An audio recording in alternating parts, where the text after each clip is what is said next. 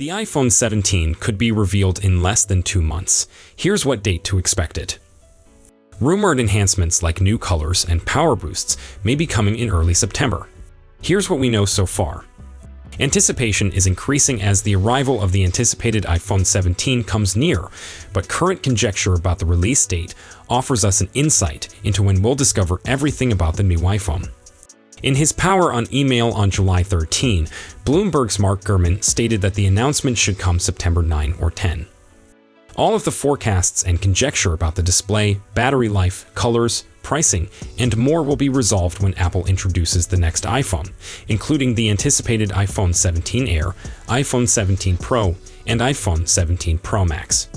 We've filtered through the murmurs, analysis, and conjecture so you can know when the new iPhone will be introduced and when you can expect to get your hands on one. For nearly a decade, Apple has revealed its new iPhone lineup in early September. The only exception was during COVID, when the release was moved back to October 23, 2020, for the iPhone 12 and 12 Pro, and November 13, 2020, for the iPhone 12 mini and 12 Pro Max. Historically, Apple has made the announcement on the first Tuesday of September after Labor Day, Holland said. However, the first Tuesday in 2025 is the day after Labor Day, so Apple might push the dates for its iPhone presentation to Wednesday, September 3, or Tuesday, September 9. That would suggest a release date of September 12 or 19. And because the next iPhone generally becomes available for pre-order the Friday after, the pre-order date may be either September 5 or 12. Based on last year's rollout, Apple may offer everything in the fall except its least costly choice, this year, the iPhone 16e. The iPhone 16e was unveiled in February, and Apple is widely believed to use the same configuration for the speculated iPhone 17. That would mean the iPhone 17 Pro Max, iPhone 17 Pro, iPhone 17 Air, and the iPhone 17 base model, if that's the lineup, would be introduced in September.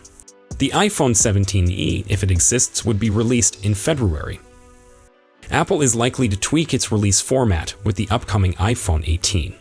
Reports say that Apple will only offer higher-end models in fall 2026 iPhone 18 Pro, Pro Max, and Air, and a speculated revolutionary foldable iPhone, and release the rest of the line in winter 2027. By promoting its top-of-the-line Pro and Pro Max models in September, Apple may capture much of the holiday sales season. Releasing the more basic models in the winter offers a second crest of excitement, but committed fans and holiday consumers will have already spent their money on the pricier models in the fall. Next, here are 5 iPhone 17 Pro Max rumors that is making me rethink about my next upgrade. I've typically favored the ordinary iPhone Pro size, but these features might push me to the next iPhone Pro Max model.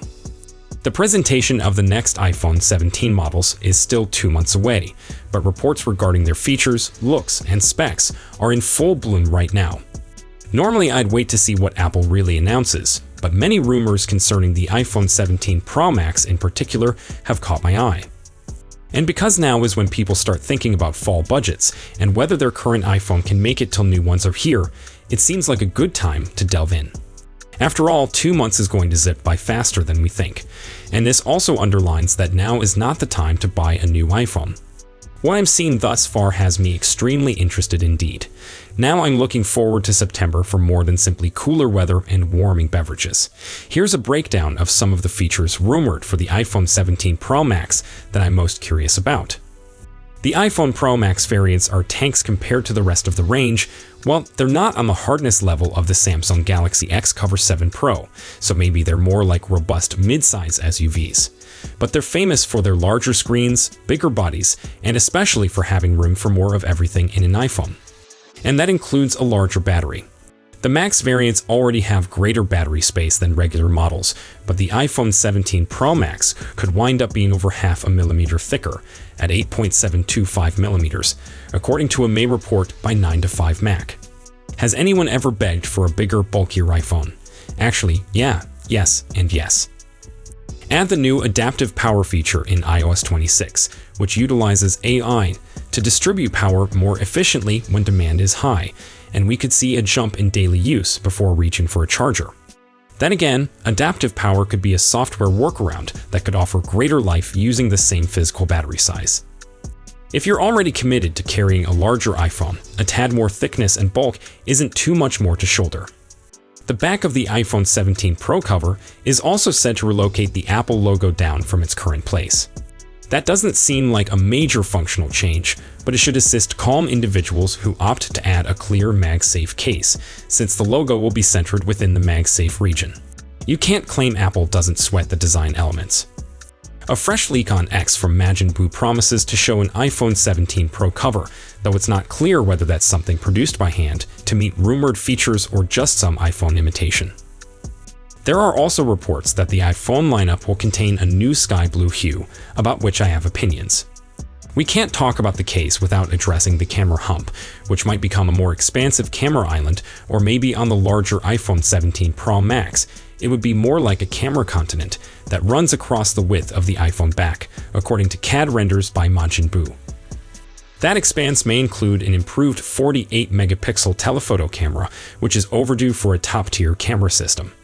Granted, it will probably need extra steps to capture shots in the full 48-megapixel quality, as is the case with the present main fusion camera in the iPhone 16 Pro models, where images are pixel-binned with multiple pixels clustered together to boost light-gathering potential.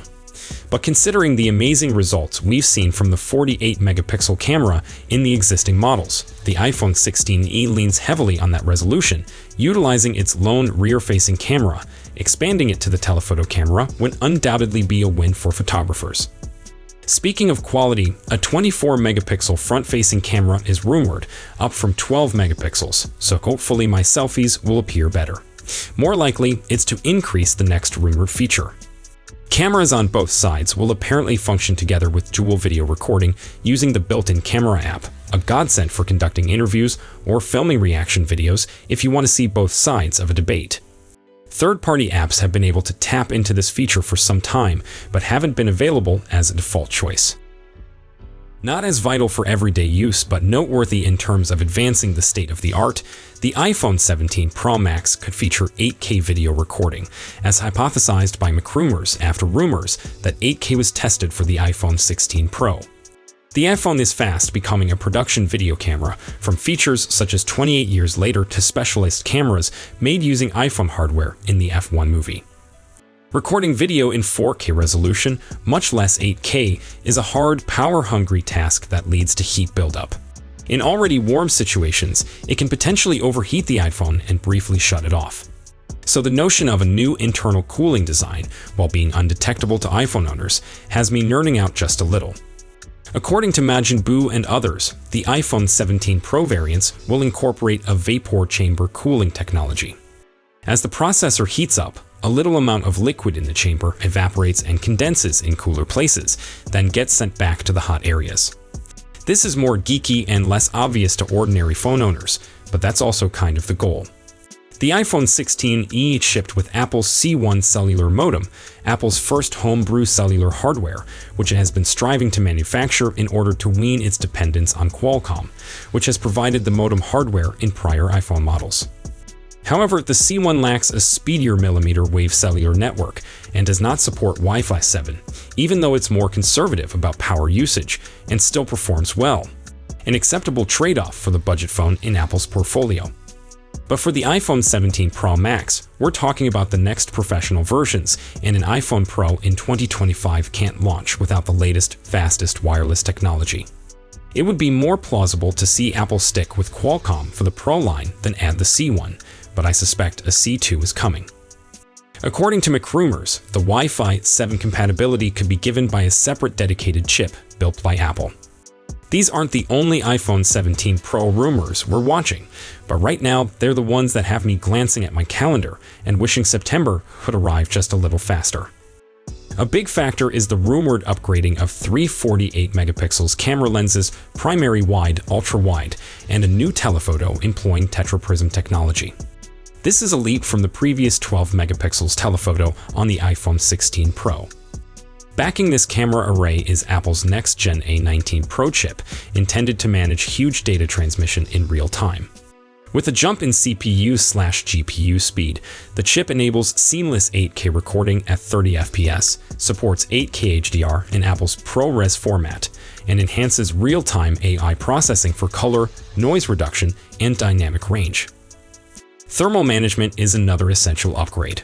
The iPhone 17 Pro Max is expected to incorporate vapor chamber cooling technology to reduce overheating, a typical concern with high-res video recording on mobile devices. So, that's all we know for now. We'll be sure to keep you updated as soon as we have more information. Thanks for watching, and I will see you in the next one.